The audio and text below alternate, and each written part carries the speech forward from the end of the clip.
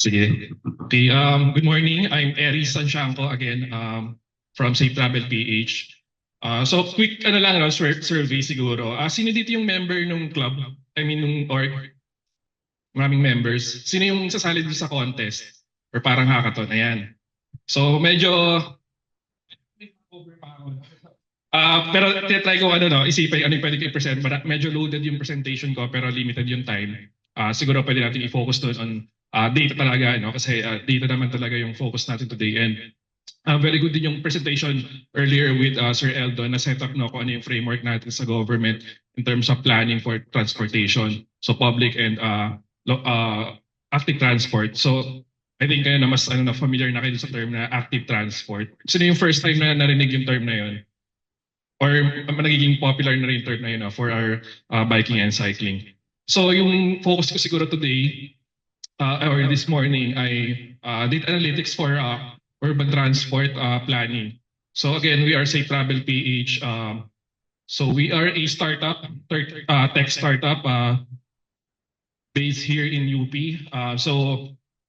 Tawag sa amin as spin-off. So basically, affiliated kami sa UP pero kasi yung mga technologies na na-develop sa UP, we can use it in the real world para magamit ng industry or government mostly. I think na-share na rin sa mga materials no, lalo na sa mga sasali sa contest, sa hackathon, yung mga nasa siguro nasa Zoom and those watching live sa Facebook, you can check yung safetravel.org/open data para magamit nyo sa inyong hackathon and later may share pa mga data na pwede nyo gamitin. So we are again a tech startup affiliated with UP pero kami ay non-profit. So we focus on helping government, the academe in their innovation sa data and data systems and public transport and active transport planning and operation. So sila Eldon, very close namin partners. In fact, meron silang sinend sa aming funding para mag-research pa especially in capturing data for cycling. So yun, we promote open data and open source. So again, i-check nyo na yung website namin. Marami kayong materials na pwedeng makuha doon, even source codes, for example, sa mga gagawin yung mga projects or even thesis. So recently, nakapag-graduating kami ng mga undergraduates and graduate students sa UP, helping them acquire data. Ayun, kasi sino dito yung graduating na, nasa fourth year or graduating, baka kailangan nyo na rin ng data, diba, sa thesis. So, I mean, yung time namin, gumagastos pa talaga kami para mag-collect ng data. Pero ito yung gusto namin, parang yung cost ng NGO namin, makapag-share ng data openly and freely. So, skip muna natin yung iba dito. So, ito yung core areas ng R&D namin, technology, equity, environment, and governance. So, we started yung research group namin hanggang maging startup kami sa NCPAG. So medyo weird yung situation. So ako galing ako mechanical engineering and then urban planning. Pero yung technology namin na-develop sa NCPAG kasi marami ng mga tech na nabubuo sa UP. Pero I think kahit si Eldon kanina yung speaker natin, mako-confirm ang problema yung governance. Paano ba nagagamit ng government yung mga innovations? So we are very active then in capacitating yung government agencies and think tanks. Parang ini-introduce namin sa kanila yung mga modern tools, modern sources of data. So kanina pinapakita ni Eldon yung public transport modernization program. So para sa amin, kailangan din mag-modernize yung capacity ng government in doing data analytics and basically yung buong data, buong data life cycle. So meron kami mga previous projects, for example sa EDSA, inaaral namin yung behavior ng mga driver. So nagkakabit kami ng mga IoT para makuha talaga yung kanilang behaviors paggamit ng bus. So yun, ito yung introduce namin na eco-driving for example. So ibig sabihin kung less aggressive ka, mas disiplinadong magmaneho, meron siyang ecological benefits like yung savings of fuel. And of course, yung outcome para sa pasahero and the route service na mas safe, di ba? And better service. Again, banggit na rin ni Eldon kanina, no, yung initiative ng government to modernize or transition to better operations ng public transport. So very important din yung planning phase. So active din kami doon in helping LGUs acquire data, do analysis, and model yung kanilang network. Yung network nila ng kanilang public transport. This one, na nilaunch namin this year, pero since last year binubuo na namin tong tool na to. So we try to integrate naman yung data on poverty, vulnerability, or resilience, especially sa Philippines, diba, very disaster prone tayo, and mobility. Kasi very connected yung mga yun, di ba? I think, medyo narinig ko kay Jess, no? Maraming hindi nakapunta today kasi malakas daw yung ulan kahapon or baka kanina. Kasi galing ako Bulacan, so hindi ko na-gets yung weather dito kahapon. So, ayun, yung weather natin, di ba? May impact yan sa mobility natin. So, we try to estimate, no? Ano yung mga impacts na yun through this project funded by ADB. So, we are also partnering with Location Mind, isa ring startup under University of Tokyo. So later, mamaya ipapakita ko siya yung tool kasi I think sa event natin, marami dong data na pwedeng i-share na baka interested kayong gamitin for your hackathon or even again sa mga thesis nyo. So one of our tools is the use of this app, say Travel Page app. Think of Grab, pero for public transport. So ito yung gusto namin i-promote, whether magamit siya ng government or private, at least yung data, yung tool available, and then yung data na gagamit natin for different use cases, especially for planning. Ayan, ito, finando ni Eldon, ng group nila Eldon sa DOTR, yung ano natin, mga computer vision based na counting technologies like cameras. So I think later, no, si Cyrus sa Mobility Vision Plus, papakita rin nila innovation nila on using mobile phones lang, no, para magkaroon ng counts. Kasi very important tong data na to sa planning and monitoring ng ating transport system. So dito sa innovations na ginagawa namin, currently, again, funded by DOTR, we do edge computing. So ibig sabihin, hindi na natin save yung video na nakukuha natin sa camera. So yung device na mismo yung magka-count and then send niya na lang sa cloud yung data, yung counts na. So minsan kasi maraming issues sa privacy. So yun yung gusto namin i-cut, no? And then syempre storage din ng video files sa ating cloud. So ito, pinag-grab ko lang yun, ano, parang real-time monitoring nung tech namin, I think yesterday. So meron tayo nakakabit na 7 IoT cameras sa campus. So ayun, yung data na available, baka gusto nyo rin gamitin for your hackathon or thesis. And I think, syempre, sa ganitong application sa data science, ang gusto natin, di ba, mas magkaroon ng mga tools to validate better models para sa accuracy ng counts. So yun.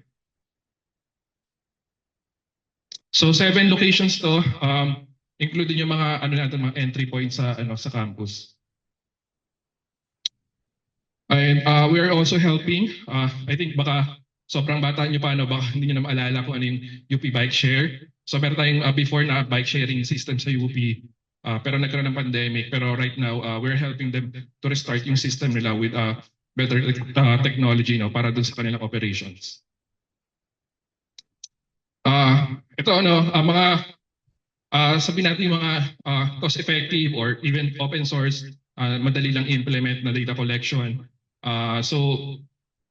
Before, nagtatry kaming, so may research kami sa EDSA, no? Kanina pinakita ko rin yung eco-driving ng mga drivers. Pero gusto namin i-model talaga yung buong EDSA system. Nagtanong kami sa government, wala silang mga as-built plan ng mga station sa EDSA busway. So nag-isip kami kung paano makukuha yun. Turns out, enough naman pala na gumamit ka ng iPhone.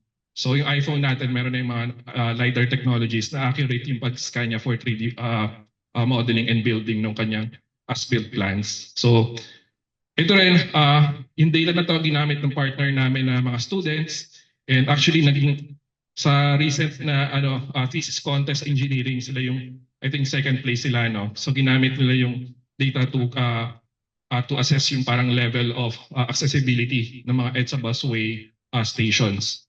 So ayan, gumamit din ng computer vision para din mapabilis yung counting, nung flow ng mga people. And then right now I think nabanggit kanina ni Eldo no, na very important sa bike planning yung data on road incidents or safety. So right now we're developing itong open source platform called Driver. So Driver means, dito ba? Well, Driver, data for road incident, visualization, evaluation, and reporting. So we integrate that within our app then para magkaroon ng data collection. And then simple geospatial trick like heat mapping, di ba? Para makita natin ano ba yung mga critical road sections. Ayan, so going back dito sa ano, no, sa naming, kumbaga ito yung major project namin ngayon with ADB and University of Tokyo. So we're collecting, acquiring, and integrating data on these areas, no, on poverty, vulnerability, and mobility. So very important dito yung use of big data, no? And we believe kapag na-mainstream natin yung mga ganitong tools, it can help us in our socioeconomic issues. So, ayan. So for example, yung background ko dito, Middle East. Kasi alam naman natin sa Middle East, no, parang ang dali mag-require ng government to collect data. Parang in a way may big brother, may big brother implication. So it shows here parang visual representation ng traffic flows. So mas makapal, mas yellow, mas malaki yung volume ng traffic dito. So later on, papakita ko rin yung ganitong model natin for Metro Manila. Okay? So ngayon kasi, I think lahat naman nandito, may gumagamit tayo ng mobile phones, no? And those mobile phones, yung devices or yung mga app providers natin, they ask for our location. Diba? And knowingly or unknowingly, nabibigay natin yung locations na yon. And merong tinatawag na data brokers. So sila yung kumukonta kay Facebook, kay Google, sa mga app developers para bilhin yung mga data na yon, yung mga tracks nyo. Natatrack kayo every 30 seconds, every 1 minute. Yun nga lang, privacy issue, di ba? Pero I think ang panlaban ng mga app developer na yan, kasi nag-agree naman kayo, di ba? So hindi natin binabasa, agree naman tayo. So yung innovation to, what if we use that data na available na from the data brokers and we use it to solve yung mga social economic issues natin. So yun yung big data, no, from mobile GPS. So mga mobile phones natin sends data to our app provider and then may nagko-collect ng data. And bumibili kami ng data sa kanila para magamit natin for planning and research. And it answers yung some of the questions kanina na medyo na-touch on na rin ni Eldon about our mobility sa ating mga cities. Okay? And sa Philippines, I think, hindi pa siya na-implement, pero we think na very, cost-effective din and efficient na source of data for transport planning. Kasi ang mga Pilipino, lagi siyang nasa top 10 of mobile phone users and internet users. So available yung data in terms of sampling, maraming gumagamit ng phones. And maraming maging pwedeng source ng data. So so ito lang yung parang general framework how we can use yung data. We identify different data sources, again, like mobile GPS, mga CCTV cameras, if nagka-count sila. I think yung mga latest na MMDA cameras na in-install nila, may mga AI counting na rin yun. So yung mga ganong data and validation data like surveys, ground surveys, because we can use yung different layers of data na yan. Even open source data, for example, familiar ba kayo sa Project NOAA? Sa UPRI, nandun yung mga hazard maps. So, ayun, yung mga data na yun. And then some expertise or knowledge on ano ba yung mga general principles in public transport planning or active transport planning. And then we can model solutions to these different domains in traffic, housing, disaster, logistics, even real estate and commercial applications.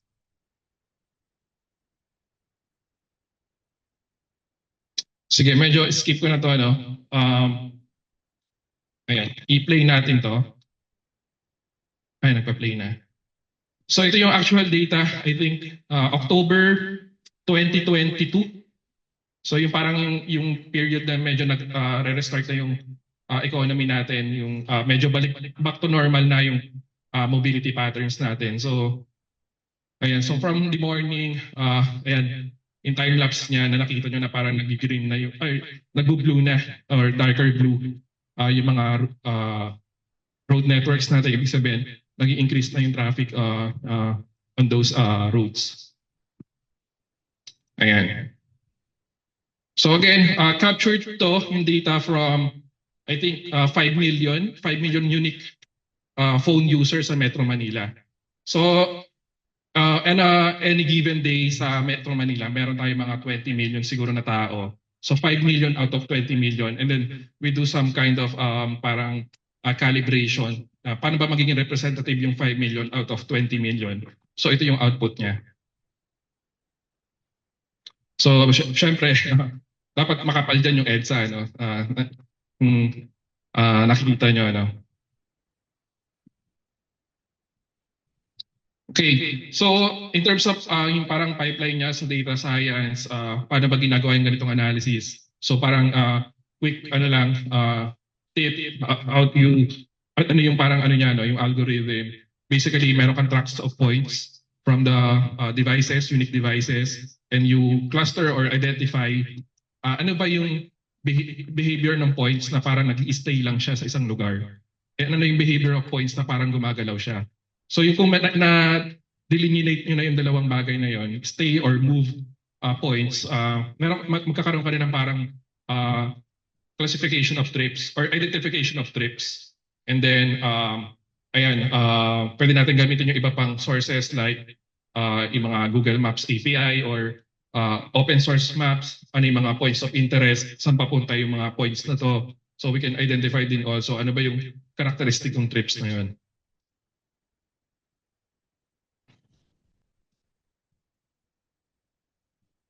Ayan, so parang ganito yung visualization niya no, from a constellation of points.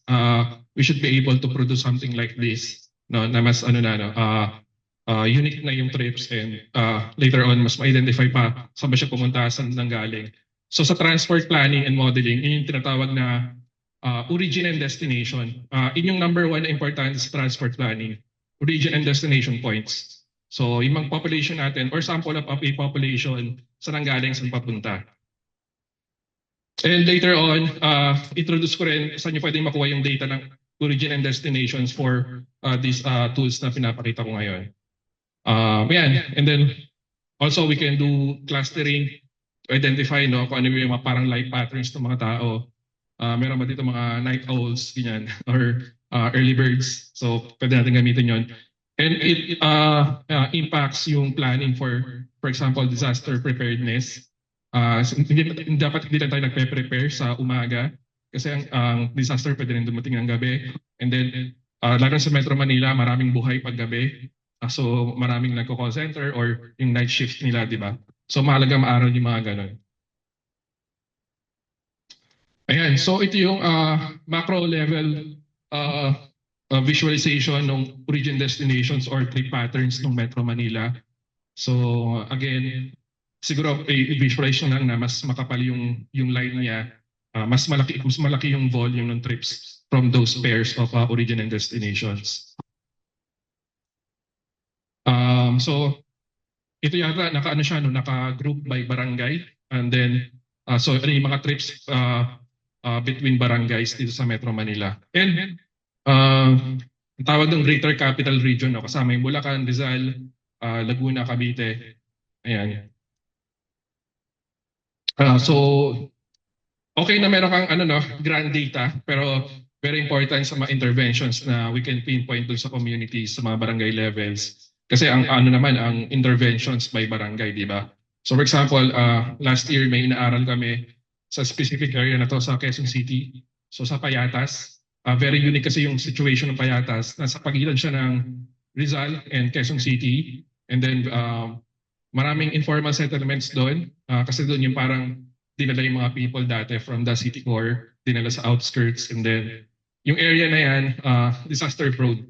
So yun yung naging pilot study namin doon sa 5 project namin. Yun nga, looking at vulnerability and mobility ng people. Isa rin sa magandang innovation using this kind of data is identifying and estimating ano ba yung quantity of trips na ginagawa natin, especially in terms of modes. So ilan yung gumagamit ng jeep, ilan yung gumagamit ng tricycle, ilan yung naglalakad, ilan yung nagbabike. So again, from the data, possible yan na ma-estimate natin, especially kung points. For example, we calculate yung distance, yung speeds, ano yung nagkakarakterize dyan ng walking pace or cycling or using private modes or public transport modes. Ayan, so yung mga pinapakita ko na yan, available yan.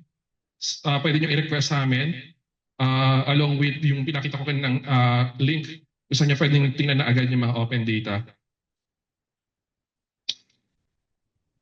Some other examples, baka alam ko si Jessa yan, taga Iloilo. So baka ayan, pinag-usapan namin, i-thesis mo yung Iloilo data. Baka pwede no, sa physics. Yan, and then baka may taga General Santos, meron kaming process data for General Santos, Puerto Princesa, Bacolod. Ayan. And again, yung Metro Manila. Ayan. And then Baguio. Ayan. Yan. So, to better understand and play around the data, pwede nyo i-check itong mga links na to. So naka-ano siya, ArcGIS na online dashboard. Although dashboard lang siya, pero yung kung gusto nyo i-request yung data, email nyo na lang ako. No? Ipapakita ko mamaya yung email address ko. So pwede natin siyang silipin ngayon actually. Ayan. So, ayan. So for example, ito yung pilot sites namin no, sa Payatas, Quezon City. So ang strategy talaga is to do parang eye in the sky data collection. So gumamit kami ng big data from mobile GPS. Yung partner namin Japanese, meron silang technology. Siyempre yung specialty nila sa satellite data. No? So nakikita nila sa satellite data with AI din, nasa niya mga informal settlements. And then yung work namin sa Philippines din, magkaroon ng ground validation. So nag-conduct kami ng mga surveys para talaga makarakterize yung community nila. So ito yung mga lumalabas na mga indicators dito, no? From socioeconomic, transportation, safety, etc. So we can, para mas maunawaan natin ano ba yung capacity or issues or general description ng community. For example, ayan, sa Payatas, ayan, so sabi nila parang 11% of their daily budget goes to commuting, and then merong portion niya na short trips lang. Malaki yung portion na short trips lang. Ibig sabihin kahit paano may local economy na nagsusustain sa kanila. Pero meron pa rin nagtatravel daily na up to 3 hours. Ayan. So yun, check yung data, and then kung gusto nyo gamitin, i-request nyo lang sa amin. And then, ayan, meron tayong mas better representation with granular data in terms of hourly. So pwede natin i-check yan. Ito yung main KPI dito na tinitingnan, yung estimates of people flow. So I think na-emphasize din ni Eldon kanina na we should plan for people. So dito ang ina-estimate namin yung flow of people doon sa bawat road section. So ito yung flow ng people, yung hourly distribution niya. Again, ayan, medyo maraming laman yung dashboard. So check nyo na lang yung, yung mga short links na binigay ko kanina.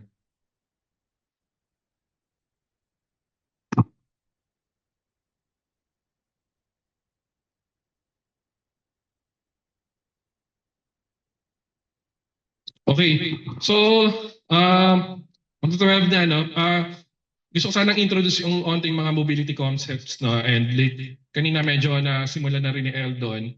And then later on siguro sa Cyrus din na makapag-complement pa how we actually use data in transport planning and monitoring. Pero siguro Maliit lang naman yung ano natin, yung room natin. Baka pwede tayo magkaroon ng onting ano, no? Class interaction, audience interaction, ayan. So, meron lang akong prepare na parang 20 concepts na we do in mobility planning, at least in our perspective sa Travel PH. Ito yung pinopromote namin sa different agencies na to and think tanks na I think kailangan natin mag-modernize ng mga tools natin, especially in terms of mobility planning. So ang gawin natin, ipapaikot ko yung mic, no? Babasahin ko lang yung concept and then pwede nyo basahin and then siguro i-relate nyo na sa personal experience nyo or anything you know about these concepts and then we can, yun siguro parang discussion natin. Okay? So ipapaikot ko itong, so may mic dyan. Yan. So siguro dito na mag-start para ano lang, mas, ayan, kay ma'am. Ayan. So, number one is demand analysis. So, siya yung start. Si Mr. Fubu. Ayan. So, ayan. So, any thoughts dito sa ano, no, sa concept na to about mobility planning? How does it relate siguro sa personal experience mo? Ayan, pwede mo naman basahin yung ano, yung parang basic definition niya. So, demand analysis.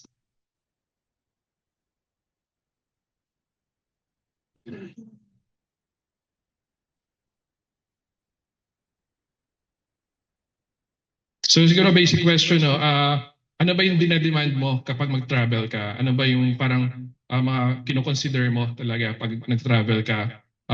Kung ano yung ginagamit mo? Is it about yung travel time, yung comfort? Travel time. Okay.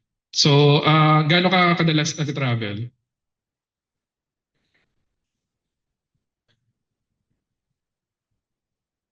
So, ano na ba? Balik school na ba ang UP?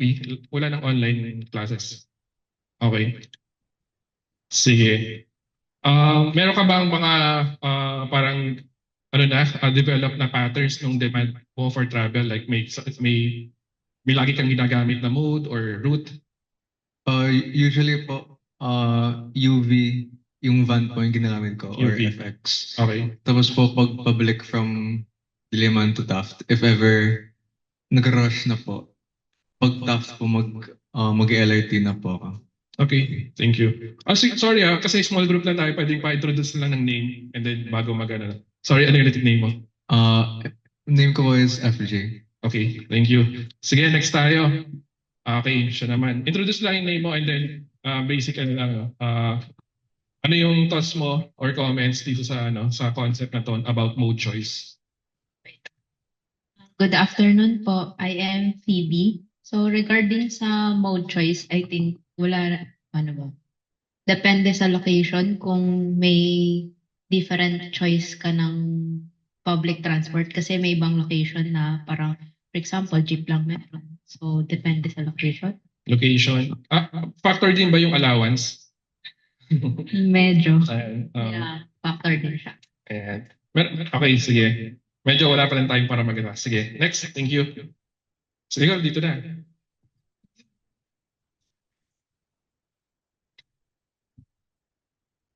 Hi po, I'm Jess.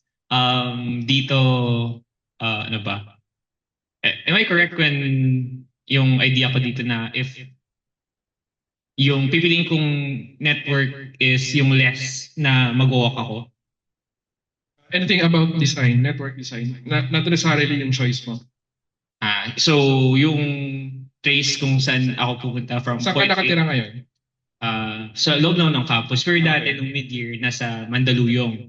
So madami akong options. Pwede mag-angkas, pwede mag-MRT, LRT, tapos jeep, or MRT.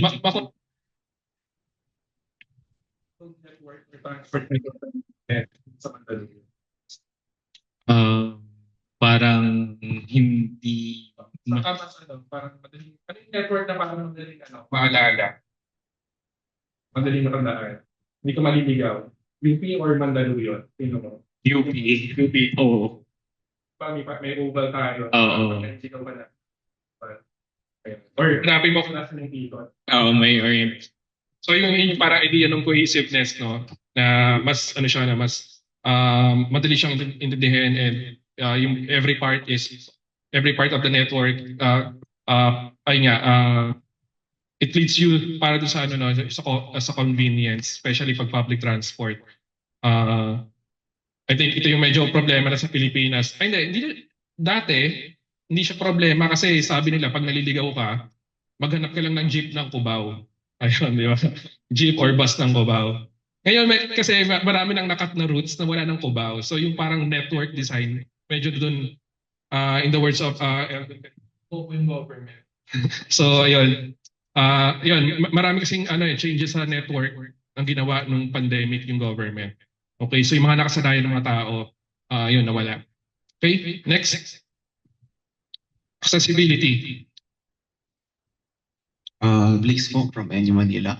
When it comes to accessibility naman po, it's, ayun nga, like mentioned before nung speaker natin is, regardless of persons with disabilities ka ba or like you're a commuter, yung mga modes of transportation mo, for example, is accessible for you. Like, let's focus more on sa part ng disabilities.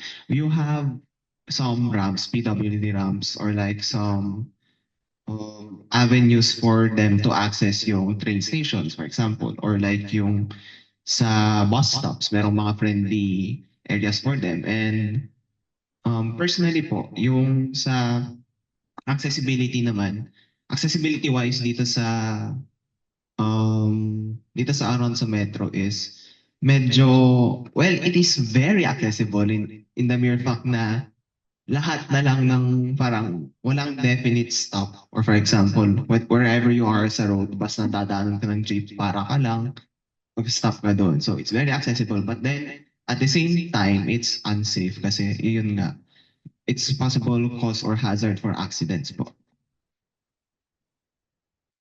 Ito yung point na sinabi mo about yung stopping pattern, yung sa kapag mag-board or alight. Yung mga friends natin pag galing abroad, no, minsan nagugustuhan nila yung jeep kasi kahit saan pwede magsakay at magbaba. Unlike sa kanila mas organized, may kailangan doon ka pang maglakad papunta doon sa bus stops or train stops. Pero syempre kailangan natin magkaroon ng organized chaos at least, di ba? Kailangan may organization pa rin. Siguro yung gusto ko lang i-highlight din dito, marami nagsasabi na, ay nga, pag kunwari pumunta sa ibang bansa, makukompare mo talaga yung accessibility ng mga stations. Especially kunwari sa busway and MRT, di ba? Parang pahirapan lagi makapunta doon sa platform. Sabi nila hard mode daw, di ba? Sa Pilipinas, hard mode daw tayo. In terms of accessibility sa mga transit. Pero isang part pa lang yun equation, no? Pero ang gusto talaga nating ma-optimize is accessibility to all of our essential services, di ba, na gusto natin puntahan.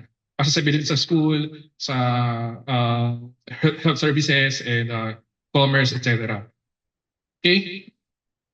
Ayan, sustainability. Please introduce your name. Hi, I'm Jessie po from NU Manila.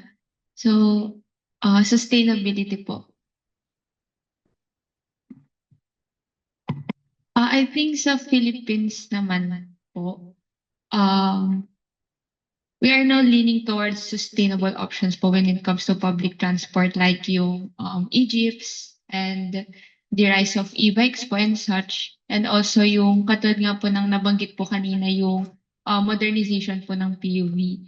So, I think po, magiging challenge po siya sa Philippines kasi iba po yung nakasanayan din ng mga Pilipino na public transport, and since bago po yung mga ini-introduce ng government natin para magkaroon ng sustainable options sa public transport, yun nga po, mahirapan po mag-adjust both the public transport providers and also the commuters dahil sobrang dami pong factors na kailangang i-take into account para lang po ma-accommodate yung pagiging sustainable or sustainability and also the comfort of the commuters and the drivers or the providers themselves. Thank you, Jessie. Sige, next na tayo. Nagti-TikTok pa. Walang salamin. So integration of modes. Hello po, I'm Jericho po. For integration of modes naman po, para sa akin po, it's very important po na ah,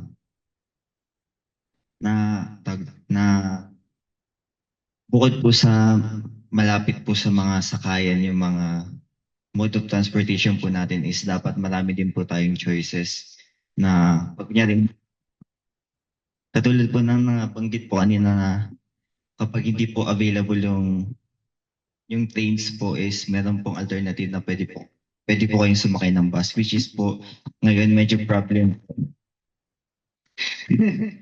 Medyo problem po ngayon kasi given na rin po na halos focus po ngayon sa urban mobility po ng Pilipinas na naka-focus lang po talaga sa mga private vehicles and hirap na hirap po na magkaroon ng mga ma-implement po yung mga policies po talaga na dapat na naka-focus po sa mass transport.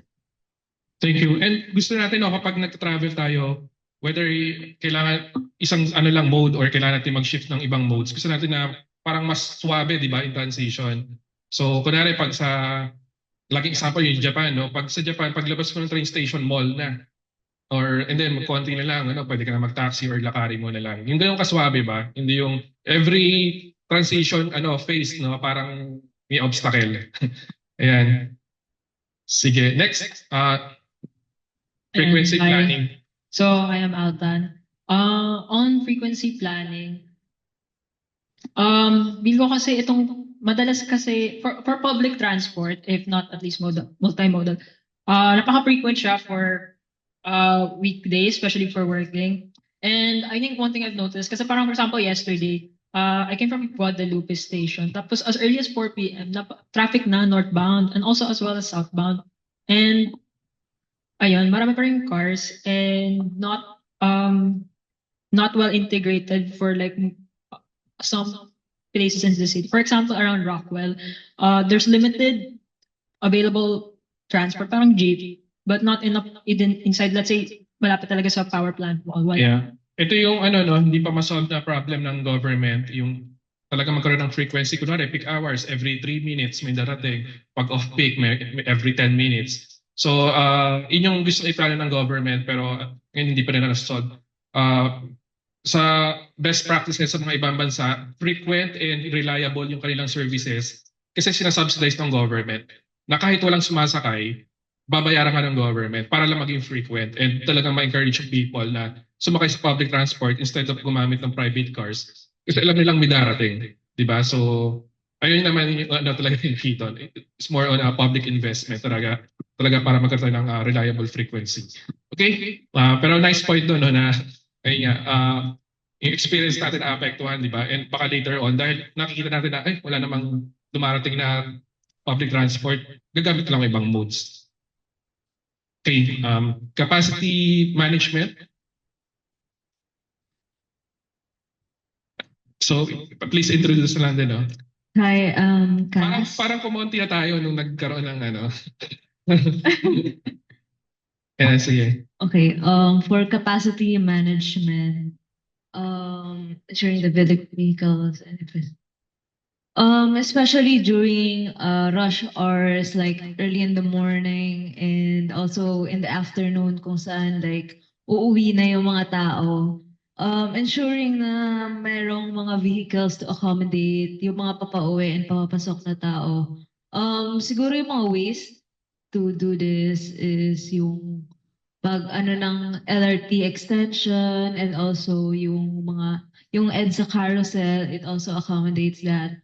Kaso siguro nandun na rin yung problem na hindi nasusunod yung oras, especially LRT, hindi nasusunod yung oras doon. So even if may capacity nga and ayun, sumusunod dun sa sa during peak hours, hindi dumadating yung mga vehicles for transport. Ayun. Okay, thank you. I think ito yung magandang isang aralin sa transport planning.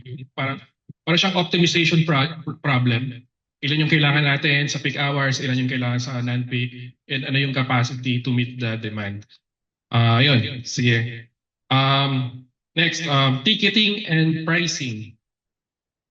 Hello, Byron. So ticketing and pricing, I guess dito gusto lang natin na maging structured and organized yung ticketing and ano, especially sa mga public transport natin sa jeeps na parang bayad, diretso lang bayad. So siguro dito we want to make sure na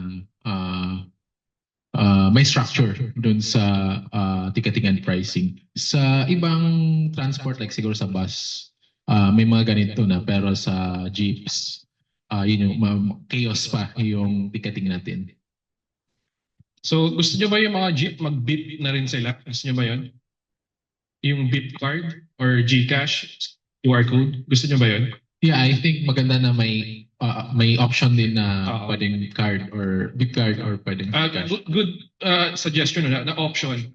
Kasi syempre hindi naman lahat may beep, hindi naman lahat maka-afford ng may GCash or phone. So nandun pa rin di ba yung Yeah. ibang nagamit ng variant.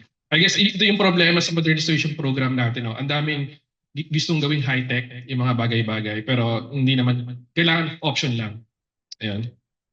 Okay, thank you. So next, quality of service.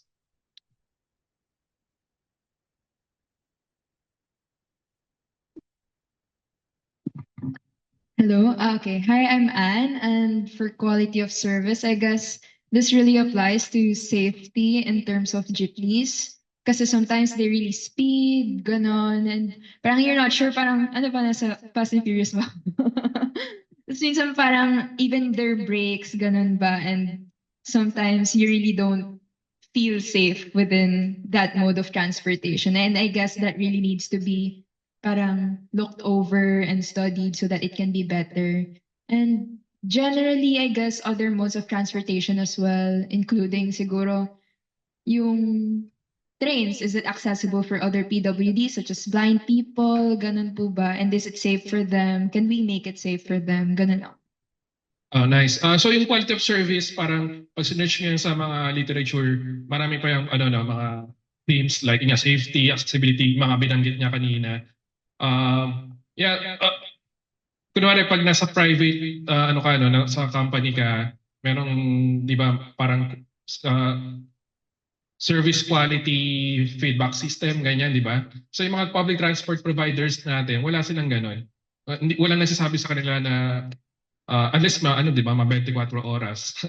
So wala nagsasabi sa kanila ano yung parang current levels ng kanilang services. Pero for example, pwede natin again yung technology. For example, yung Grab, di ba, meron siyang star rating pagkatapos ng trip mo. And then yung mga Grab drivers na abusado and mababa talaga yung rating nila, hindi sila makapag-book ng di ba, ng mabilis. So something like that, importante na ma-define yung metrics, pero at the same time dapat nako-collect natin yung data na yan. Ayun. So yung government natin, meron silang hotline, di ba? May reklamo ka, nakikita nyo yun sa mga jeep or bus. May reklamo pero bakit ako tatawag sa'yo? Wala namang kayong ginagawa, di ba? So yun yung siguro kailangan natin improve din in terms of quality of service, yung feedbacking system. Yun. Okay, so medyo skip na natin to siguro. Medyo big words to pero try natin. Sige, land use planning integration. Medyo na-cover din kanina ni Eldon.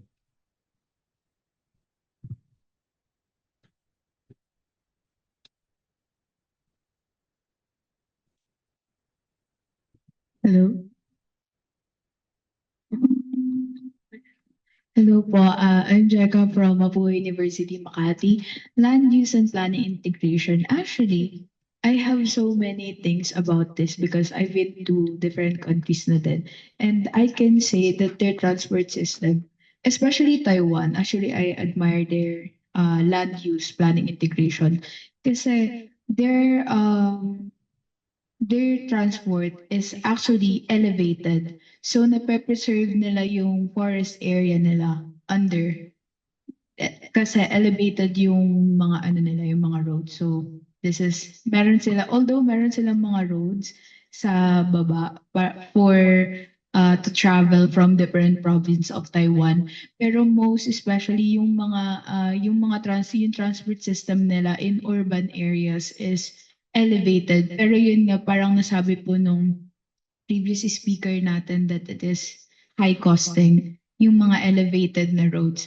Pero from them, it's elevation. Ito yung land, this is the road, this is the LRT, and another road for lightweight vehicles. Ganun yung system nila doon.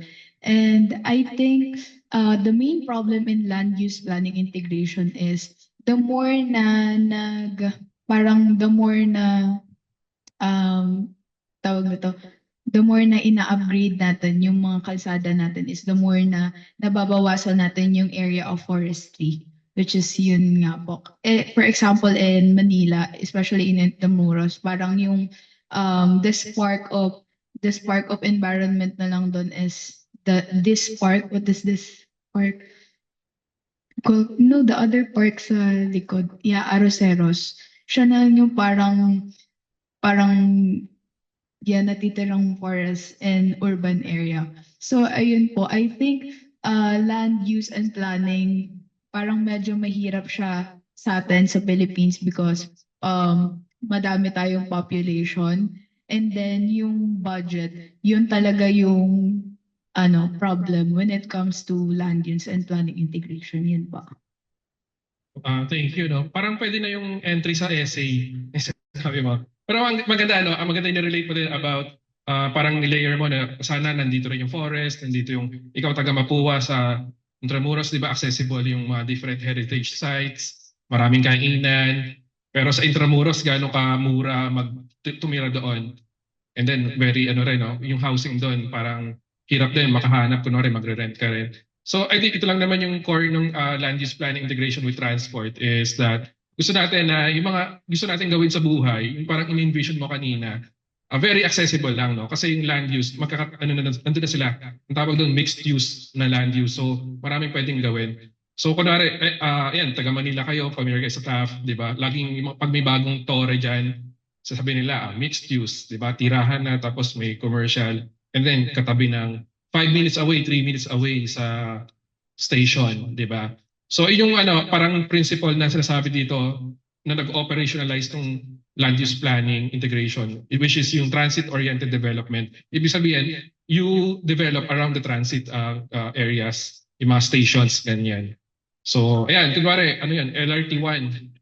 Anong station ba yung bias nyo dyan? Ano yung okay doon, di ba? Ano ba yung pagbaba mo sa station na yun? Okay lahat. Ganun ba? Yung sa Lasal, may mall agad, di ba? Well, sa yung sa Central Station, di ba? SM Manila na. Ganun ba? Parang hirap Yes, onting walk from SM, onting lakad from Central to SM Manila. Ayan. So, MRT, familiar ba kayo sa MRT? Ano yung medyo bias natin dyan? Ortigas, Shaw, Ayun, Shaw. Ayan. Ayala. Wala bang QAB? Kasi, Daw. okay. Walang kamuning. Walang kamuning. Okay. Sige, medyo skip na natin yung iba ditong parts. Ayan, so next. Yan, si ma'am. Public engagement. Okay, shy daw po siya. So, sige, ako na lang. So, for public engagement. Sige. Okay, tatayin ako. I think they've already seen some examples of public engagement in terms of smart cities. We have youth mappers, so they help map areas and do urban planning geospatial. So that is good. There are also like community-based organizations that's also working on advocacy with bike, cycling, and other stuff. So yun yung mga onting public engagement na nakita ko. So yun. I think kanina rin na-describe din ni Sir Eldon kung paano na ginagawa yung community-based or participatory planning nila sa active transport. Medyo different, beast lang kapag public transport kasi may mga operators, ganyan, may business interest, may mga terminals, ayan. So, very important talaga na sa planning phase pa lang, pinag-uusapan na or malaki yung participation ng different stakeholders. ito, transport equity, si Sir sa ano, ayan. Hello. Lowell po. Transport equity. Access to transport. I think I can connect this one to ensuring that all modes of transportation kailangan accessible for all people regardless of kung may disability sila or kung ano man. Ayun. Ayun. Thanks. Meron din case to na sa history ng transport planning sa Pilipinas, alam niyo, pag nag-develop yung mga cities, ang daming subdivision, di ba? So nangyayari, yung mga ruta ng jeep, dati nag-start yan sa mga subdivision. So doon nang gagaling, then papunta sa city center, babalik sa subdivision. Pero paano naman yung mga wala sa subdivision, di ba? So yung isang way doon, parang medyo i-reroute mo siya para makapture yung mga nasa laylayan, di ba? Ganyan. Pero dapat kapag ipaplano ng ruta, we make sure na makapture natin yung ano na, para may equal opportunity yung mga tao to be more mobile sa kanilang cities.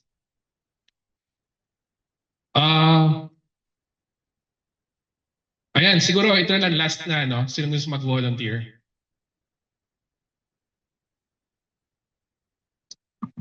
Performance monitoring and evaluation. And I think lahat ng mga napag-usapan natin since kaninang umaga and later on yung ma-share siguro ni Sir Cyrus, no? It relates to ano ba yung mga performance na monitor natin and paano natin in-evaluate in terms of syempre yung framework natin on data science. Hi po. Labs po. So I think yung for performance monitoring and evaluation, speaking as a data scientist, dapat metrics siya na related pa rin sa mga machine learning algorithms pero at the same time ma-modify towards explainability towards public. Like for example, siguro yung efficiency ng public transport system, like gaano karami yung namumove na tao. Like MRT or yung carousel, mga ganun. Or hopefully magawan din ng implementation kahit within EDSA, yung pag-track ng yung mga sasakyan. Tapos maka-categorize siya, like para yun yung parang tingin ko magandang matrix sana yan. Like what's the best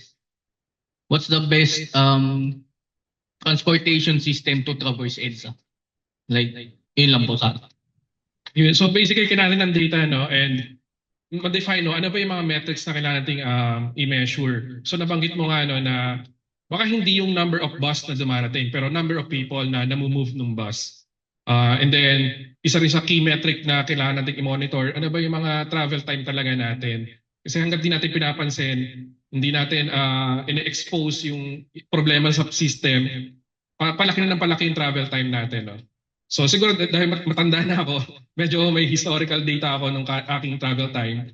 Pero yeah, parang lumala talaga siya since nung kunwari nag-start ako dito 2008. Ayan. From Bulacan to UP na ngayon, pag kinompare ko talagang lumala na. So I think kailangan natin maka-develop ng mga tools to capture yung data and then evaluate yung mga metrics na gusto nating magamit for planning and operations adjustments. Ayan, so ito na yun, no? So maganda yung mga na-share kanina ni Sir Eldon. Very promising yung ginagawa nila sa active transport.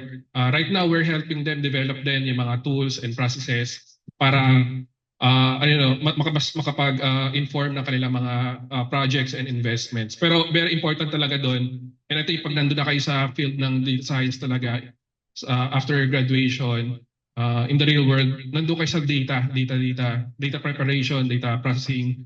Bago pa tayo makapunta dito sa mga dashboards or makapunta sa opisina ni Mayor, very important na yung quality data ay ma-generate natin, ma-capture natin, and ma-process natin for the next mga tools na gagamitin. Gusto ko sana mag-present din ng mga ganun, ng mga modeling tools na ginagawa. How do you actually plan for routes? For example, may case kami sa Iloilo and Bacolod. Pero wala nang time. Later na lang, no, I share ko na din yung presentation.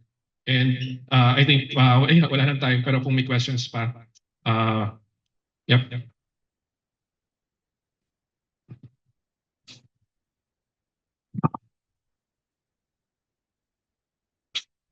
Oh, Cyrus. Thanks, Cyrus.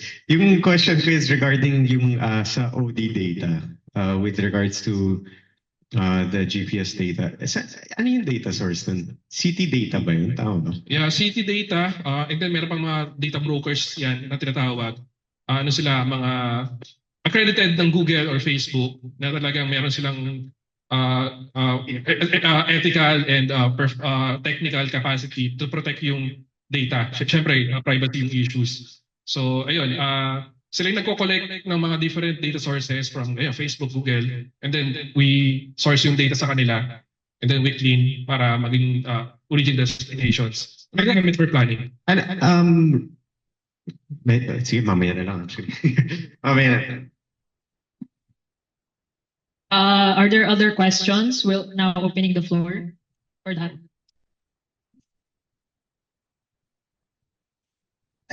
Question lang po, sir.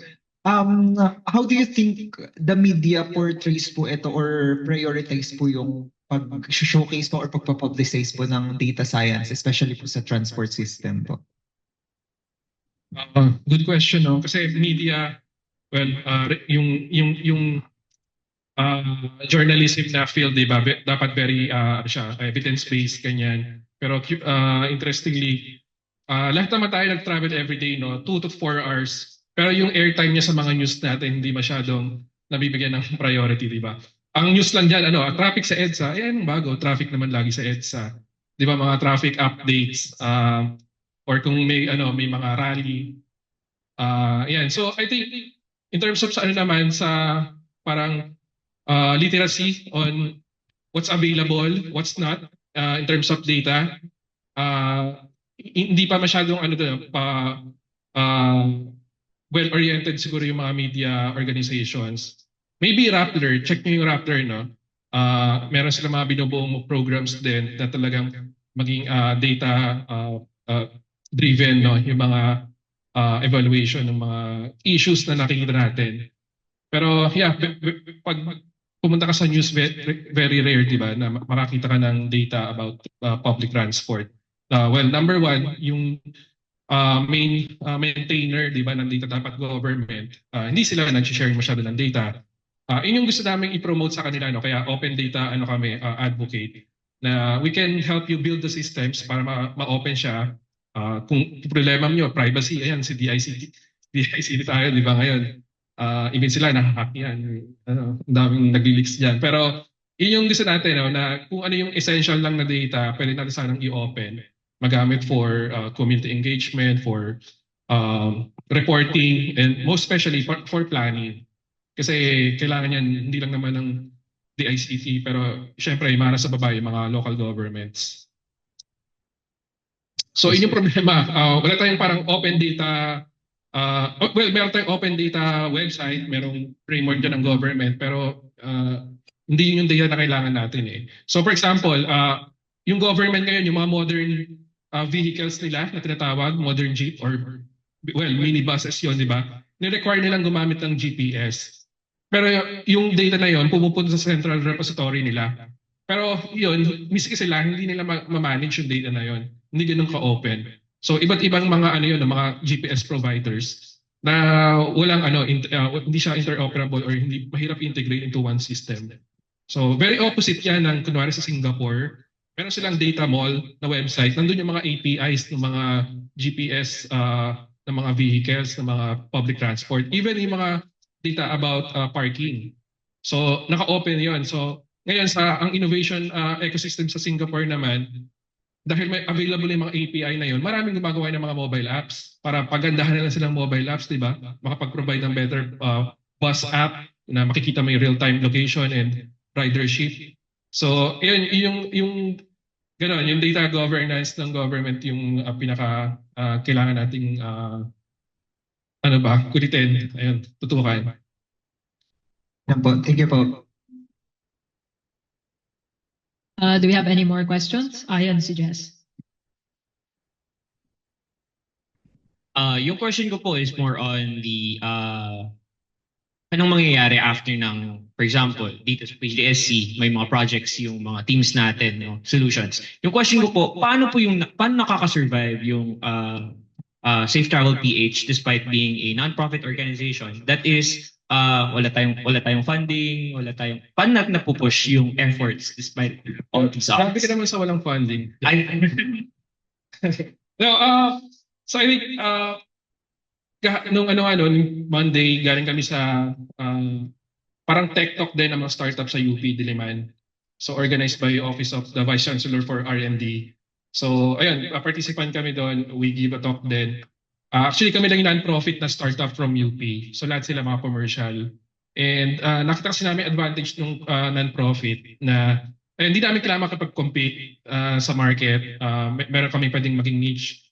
And then meron naman kaming funders. And pwede rin naman kami mag-provide ng data services, mga services, especially for data analytics, ganyan. So, okay naman kami. Pero very important siguro na ito kasing mga na-develop kunwari sa UP, na mga technologies, innovations. Siyempre, kunwari UP or state universities, gusto mong tumulong sa social ills, social problems. Usually, ang mga ma-develop mong technologies para sa government, di ba?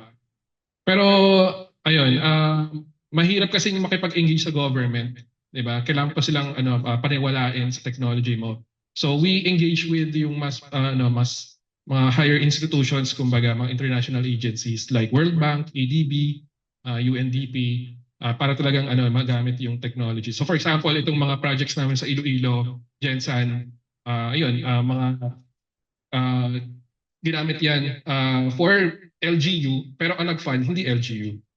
So ideally talaga, di ba, capable sana yung government natin. Again, marami kami dito open data, open source, pati yung code pwede nang gamitin. Pero kaya kanina, I think napakita ko rin na talagang very active kami in providing training sa mga government officers, sa mga planners nila, engineers. Kasi okay, nandiyan yung tools pero kaya ba nilang gamitin? So yun yung parang cost talaga ng namin, ng startup namin. So, yun. Are there any more questions? Okay, so kung wala, I think that brings the end of the talk. So, we'd like to thank Sir Eris for his valuable insights and perspective on the data and with the current situation. So, with that, awarding na tayo of Certificate of Appreciation. So, tatawagin ko lang sina Jess, Mia, and Lance. Please come up on stage. Oo, best na naman para magkain na tayo.